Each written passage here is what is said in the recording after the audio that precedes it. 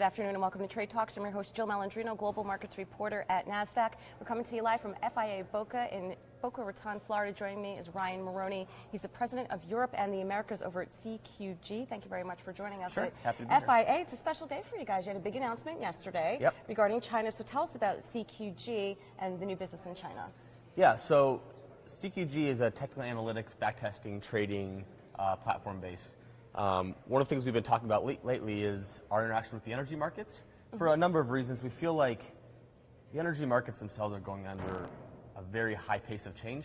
Part of that's just the globalization of things. You see things like the U.S. is expected to become the major producer of oil, not necessarily the major consumer of oil as we're moving more to renewable sources.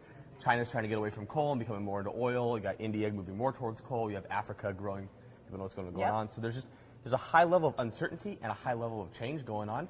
So we kind of feel like that's an opportunity for us to get in there. We've always succeeded in markets where we can provide some transparency when there's uncertainty. So a lot of it has to do with the global nature of things. So that's where the China stuff comes in. So we announced yesterday our connection to the IME exchange in China, which will be kind of their first open exchange to the rest of the world. This is mostly going to be crude products right now that they're going to be dealing with. So we actually have an entity in China that's connecting directly to them to both make this available domestically to the people in mainland China as well as to the international community. Well, you mentioned a number of geographical opportunities in the energy markets. What other opportunities are you seeing on a higher level? Yeah, I think there's a few things. So with that uncertainty, I think comes a really high appetite for data, and specifically alternative data. It's an area where we think right now content is going to be king.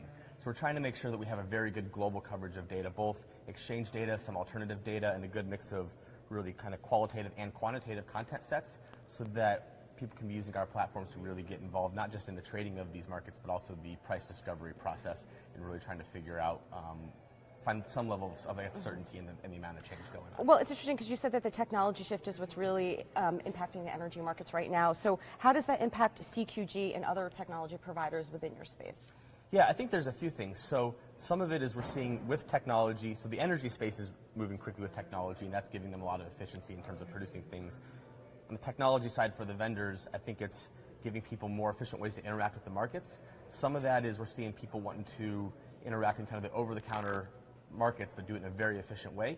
And so giving people the opportunity to trade both on the open exchanges, the over-counter exchanges, or over-counter markets, but do it in a very efficient manner. I think technology allows for that, so I think that's one thing. I think bringing things together into one location is a critical component of this because you have people that are reading research over here, and they look at the markets over here, and they're making phone calls to the brokers over here. So being able to bring everything into one location for kind of the workflow element of that, I think is really critical as well. All right. Well, thank you very much, Ryan, for joining us today. And traders, thank you for joining me throughout the day. I'm Jill Malandrino, Global Markets Reporter at Nasdaq.